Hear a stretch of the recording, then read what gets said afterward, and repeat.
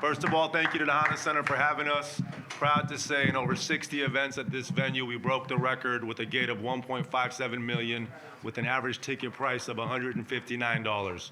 So in this environment, to be able to achieve that for Jake Paul, once again, defying the odds. Ryan Garcia headlined here, Canelo headlined here, Nate Diaz and Jorge Masvidal headlined here, and he set the record. Also want to thank DAZN for their partnership. It's always great to work with them, and I think we had a very successful night in pay-per-view.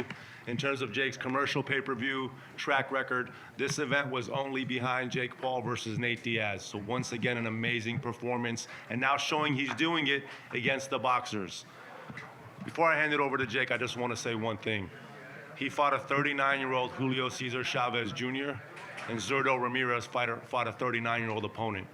Jake Paul thoroughly outclassed his opponent. Zurdo did not in his, 50th fight or whatever the number of fights are that Zurdo has had. So before people online start to criticize that Jake isn't ready to be champion, they should look at exactly who was his co-main, the person he was fighting, the experience that Zurdo has, and what Jake Paul showed tonight.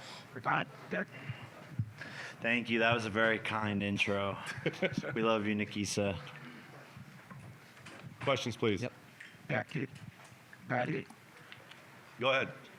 Martin, thank you for taking the piece of whatever Killax just said. Let's get to business. What does a fight with Jake Paul and Zurdo Ramirez look like with the caliber and the acumen that Zurdo already has shown? I think the biggest issue with that fight, to be honest with you, is that Zurdo didn't show himself to be at all a promoter in this process, right? When you look at this fight week, we set to Golden Boy multiple times. Why aren't we seeing more out of Zurdo? Why isn't he more engaged with the fans? And that, to me, is a big part of making that massive championship moment for Jake.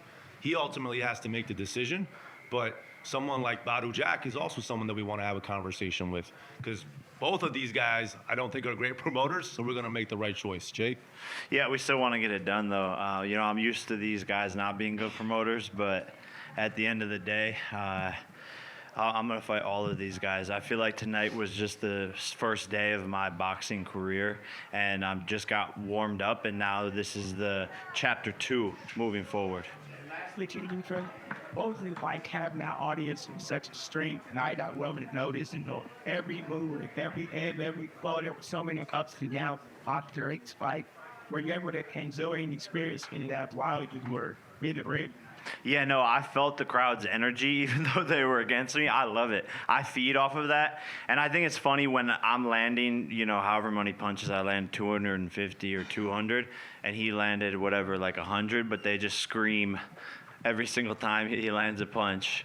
But at the end, they were quiet. So that's how it goes always. But that shows you the mental toughness of Jake Paul, to your question, right? For this young man to consistently go in, not in Puerto Rico, they love him in Puerto Rico, but to consistently go in around the U.S. and be treated like the underdog in that arena and not being supported the right way, and for him to persevere and to be cool, calm, collected, and composed and deliver is pretty amazing. Hey, Jake, right over here to your right. Andreas L. from ESPN. Listen, the last time you fought a fighter that had a lot of pressure towards you was Tommy Fury. You looked a lot different tonight. And people still go back to that fight and say, well, he couldn't beat Tommy Fury. Talk about how much different you are of a fighter now as opposed to when you fought Tommy. I don't even think I was a fighter then. I was like 2.5 years into the sport. And I didn't really know what I was doing. I didn't have the proper team around me, the proper conditioning. My lifestyle outside of the ring was still that of like a YouTuber, celebrity actor, whatever I was at that point in time. So I wasn't fully focused on boxing. Like I said, feels like chapter 1's done tonight. Now we're moving into chapter 2, and I'm just getting warmed up in the sport. But people hold the Tommy Fury thing against me, but what now? I just be a former world champion, and I'm coming to avenge that loss as well with Tommy. Now, I know you're after a world title, but if that doesn't materialize, I know the Tommy Fury name has been floated about. Is there any other fighters who may not be world champions that you're looking to face? Yeah, I mean, Anthony Joshua. I think that's the main one that, we've talked a lot about is if it's not for the title, it's looking at Tommy, if he's reasonable, and then Anthony Joshua.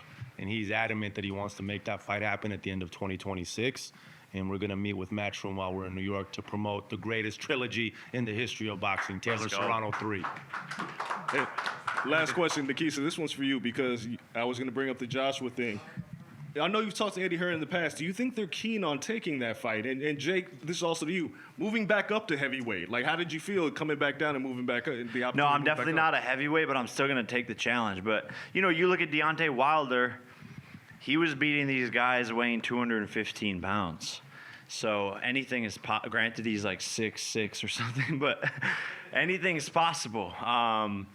And so I like the challenge. People, that's the criticism. Fight someone in their prime who's a beast. I think people just want to see me lose. That's really what the message is behind it all. And Anthony Joshua is an insane fight, but I want that challenge. We've been DMing back and forth. He wants to make it happen. He called me up, and it's looking very likely for next year. Yeah, and when Jay came out with that, Eddie said in the media, if he's serious, he'd do it at the end of 2025. No, Jake's going to do it on a timeline where he feels prepared to have a good chance against Anthony Joshua, and he believes that's the end of 2026. Okay. Jake, what was it like for you, especially like in the last 4 rounds where it was like toe to toe and the fists were flying? It was great. I love that he brought a good fight at the end, and I think that the fans got a good fight to see him come out, put some punches on me, and it makes me better. It brings the best out of me. I started catching his shots, shooting back, and I had to elevate tonight and rise to a different level, and I'm glad that the fans got to see me get punched in the face a little bit, but at the end of the day, it's good. I love a good fight. You also went through VADA testing this camp. Now that I saw you posted some on It's not social this media. camp. He's gone through full VADA testing multiple times, How does right? it- Tommy how Fury, many Nate times Diaz, did they- this fight. Yeah. How many times do they typically test you when they put you through the ringer like that? Yeah, it's random, and they can come 2-3 days in a row sometimes, and just as much as they want whenever they want. So people just always love to make rumors up about me, but I do drug testing, the commission drug testing right before the fight, all these types of things. They should focus on Canelo and his team, not on Jake Paul. 'Cause Yeah, Jake they just Paul pop. has been clean It's time so and time crazy. again. It's so crazy that people that actually pop for this shit, they don't call them out. And then I'm over here looking like a doughboy. I got love handles, dog. That's after not eating for fucking 3 weeks, basically. So, if I was on that shit, it wasn't fucking working. Go ahead. Jake, here. Ricardo Lopez Opinion, congratulations for the victory. What can you say about Julio, who last year was attending a rehab center? He was arrested. He was in a very dark phase of his life, and today he gave you a very competitive fight, in my opinion. Yeah, I'm very happy that Julio's in a better spot, and he came to fight tonight. He was in really good shape, and he's a warrior. And so I hope he keeps on that track and keeps on living a good life outside of the ring, and hopefully this can set him on a good path. Here. Jake, you made a pretty big case in the ring, too. Like, after goading the crowd and being a heel, you did pay tribute to Ben Askren and show your support there. What was it about that whole thing that we've learned this week that made you want to make that big message in the ring in front of all those people? Well, I mean, it's just insane. Insurance is a fucking scam, and it's so sad. And right when you need these companies, they're not there, and it's fucked up. And his insurance denied him to get the double lung transplant, which is also one of the most expensive surgeries, which is why they denied it. And it just sucks. It sucks that no one's doing anything. I was obviously super busy this week, so we're figuring out the donation now. But none of these people like Dana or anyone's stepping in, so I feel like I have to do something, and that's really all it is. And speaking of Dana, who do you think did better on pay-per-view tonight, you guys or the UFC? I hope they did, because they've been around for 40 years, and they've been building this company a lot longer than we have. This young man is 13 fights into his career, and he's being mentioned in the same breath as UFC. He's being mentioned in the same breath as Anthony Joshua and Canelo Alvarez, who've been doing this for 20-plus years. So hopefully for them, they did better than us. But for our little company with this young entrepreneur, the most professional boxer in professional boxing, we're doing pretty well. Hey Jake, with your plans to face Zurdo and maybe Anthony Joshua in the future, is Canelo totally out of the picture in your boxing career plans? No, he's not out of the picture. I think once I get the belt, he's going to want to fight for the Cruiserweight Championship, and add that belt to his resume, and I think he would become like a 3 or 4 or 5 weight champion. So I think that would be what interests him. So that's the plan. Hi, Jake, over here. First off, congratulations, Ali Orozco with the main event. You called out a lot of people tonight, but I want to know, out of all those people, what is your dream matchup for yourself, and what is your dream matchup for the sport of boxing? Like 2 people you think need to get in the ring with each other. Yeah, no, I mean, there's so many names. To be honest, I like all of them. I like all of the fights. Anthony Joshua excites me. Avenging the Tommy loss excites me. Gervonta excites me. KSI, he'll never get into the ring with me. Zerto excites me. Badu excites me. So there's a lot of amazing fights. But I think the fight I would like to see in boxing as a fan is Anthony Joshua versus Tyson Fury. Hi, Jake Paul. My name is Sassy with Elite Champ TV. That was an amazing performance between you and Cesar Chavez Jr. tonight. Now, in round 9, the heat really turned up. Did you feel the Mexican power that he promised, or do you feel like he didn't perform the way you thought that he would?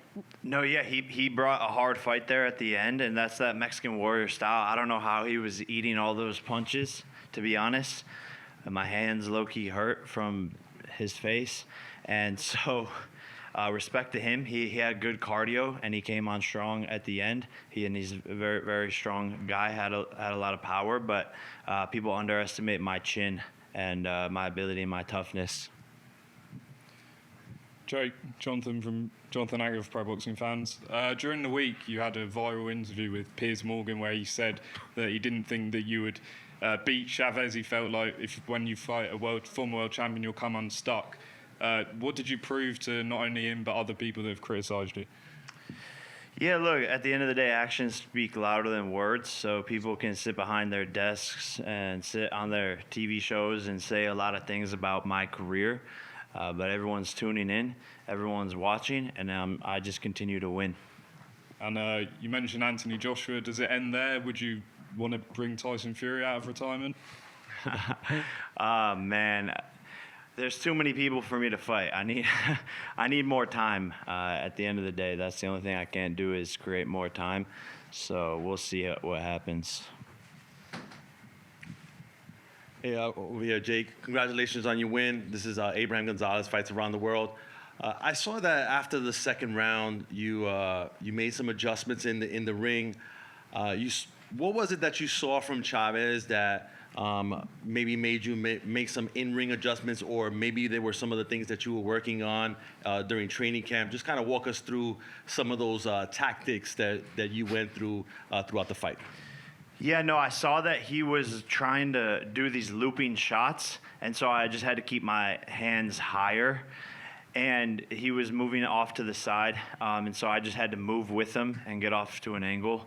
And then he had a good high guard, and he was starting to block the right hook. So that's when I started bringing the uppercut, which started landing. And then from there, he had to defend the uppercut and the right hook. So both of them started landing, and just kept on making adjustments. I saw that he was weak to the body, kept going to the body, just kept him hurting there the whole entire night, and just kept the jab going. That was pretty much it. Yeah, God. Hey, Jake Paul. First and foremost, congratulations. My name is Marcus Portillo with Fightbook.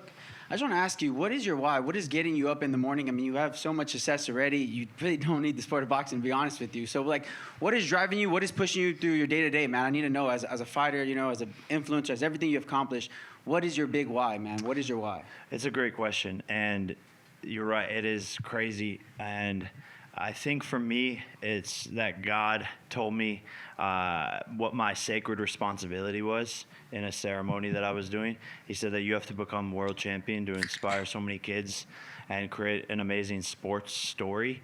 And so I set that goal for myself, and I want to be impeccable with my word and stay committed and prove to myself that I can do this and become world champion in the world's hardest sport in roughly 6 to 7 years, because I think it can be one of the most relatable and inspiring sports stories of all time, and no one thought it was possible. Nobody. Like, look, 2 years ago, 3 years ago, people laughed at me. I'm going to lose to fucking Gibb, then Nate Robinson, then Bennett. Come on. So at the end of the day, that's my why, and I'm dead set on becoming world champion. But just on that point, it's a dual why, right? Because he's also doing it outside of the ring.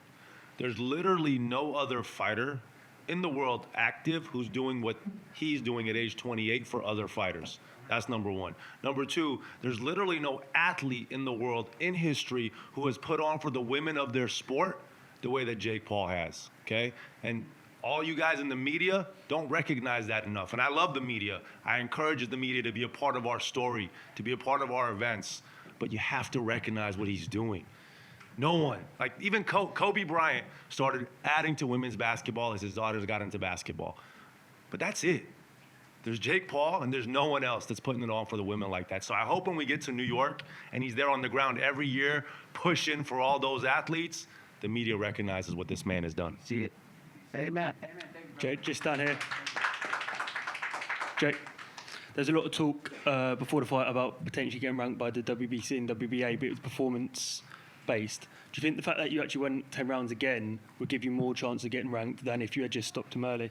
Yeah, I think that people got to see more of a skill set from me tonight and some of the things that I've been working on and my toughness, the cardio, all of these things. So I think going 10 rounds was a great experience for me under the lights, and I think it could lead to a really good ranking because of what I was able to display. And really, from my memory, like he only hit me probably like 8 good times in a 10-round fight is pretty good.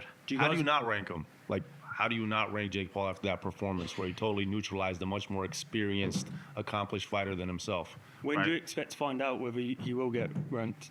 Did they communicate that? No. And if he does get ranked, then would that likely be the path or the goal is to get a world title fight next? Yeah, man, that's the goal. That's why we're here. That's the only thing I haven't accomplished in the sport of boxing, right? Knockout of the year, most watched fight ever.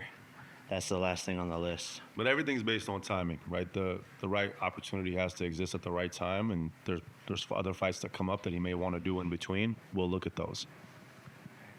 One last question, Mike. Yep. Right here. Right here.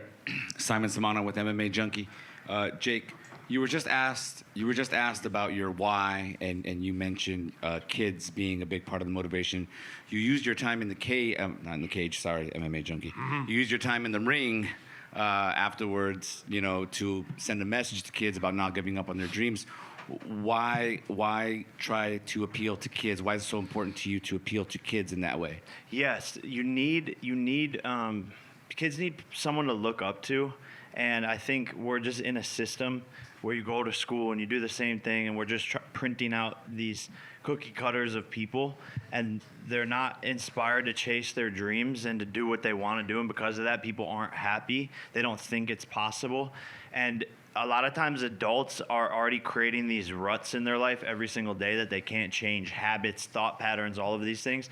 So I realized that with kids, you can actually have a bigger impact on them, and they can change who they are more easily and set themselves up for future success. And I guess a lot of it comes from no one being there for me as a kid, or having a role model or someone that I could look up to, and I wish I had that. And so I guess now I feel like I need to do that back for people.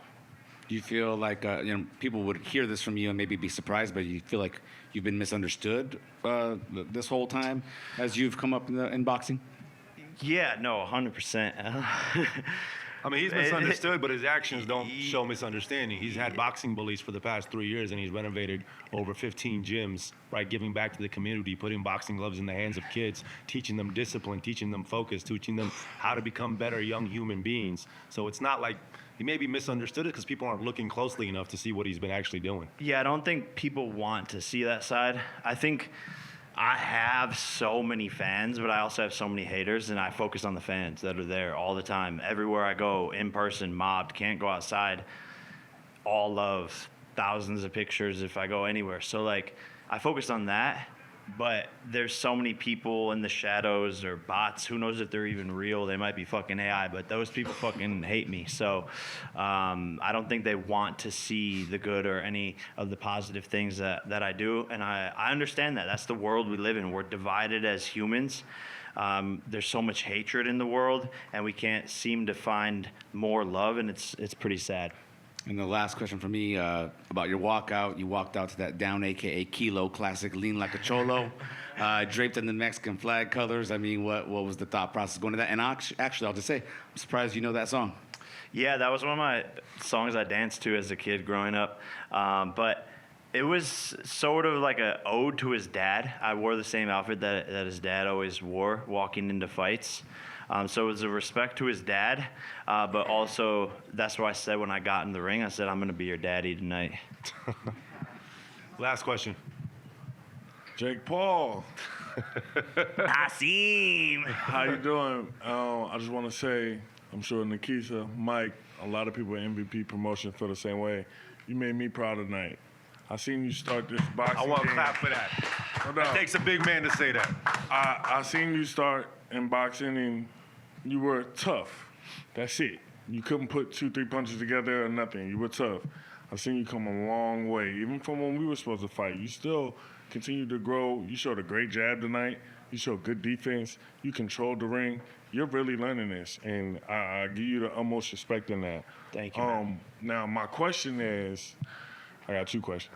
My question is, are you tired of the negativity you get because of your opponents? Because you bring the fight. You throwing the punches, but it seems like you don't have a dance partner to get in there and boogie with. No, I think what a lot of people don't realize is I neutralize a lot of my opponent's stuff with footwork, movement, feints, and then they can't get past the jab when I'm working. But yeah, like, I don't know. I don't really care what people say at the end of the day, because every single time I just prove myself more and more, and slowly that's turning the tide. Are we ever going to see you versus KSI? Man, well, who knows? Who knows? We've been trying to make it happen, and it just on their side. They don't want to make it happen, right? Look at the person who is consistently fighting anyone, anytime, any place, continuing to go, continuing to do it, continuing to negotiate with people and make things happen and make compromises with different teams and this and that. And then he's just there dropping meme songs. So at the end of the day, I think you can look through that. He's going to say a lot of shit. It's propaganda on both sides, but look who's really fighting all the time and making these fights happen for the past 5 years, and it's me. Last thing, I got to ask you, because everybody asks me, when could we... Man, take a ticket. You know? Thank you, everybody. We appreciate it. Really appreciate the media. Much love. Thank you, bro. Appreciate it. Hey, man. Nice to be a gentleman. Straight up.